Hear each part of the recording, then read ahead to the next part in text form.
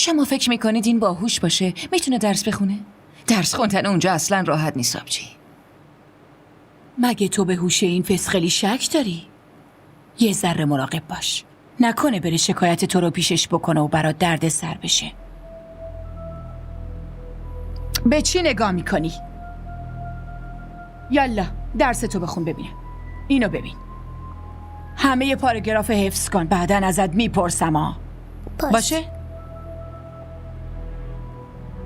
همشو درست نوشتی؟ آره همشو نوشتم. بده ببینم. مامان این که همشو اشتباه نوشته. توی امتحان که این چیزا اصلا نمیاد. تو چرا داری مشقای اینو میبینی؟ یالا از اینجا برو. اما مامان این داره اشتباه مینویسه. حمزه دارم بهت میگم از اینجا برو.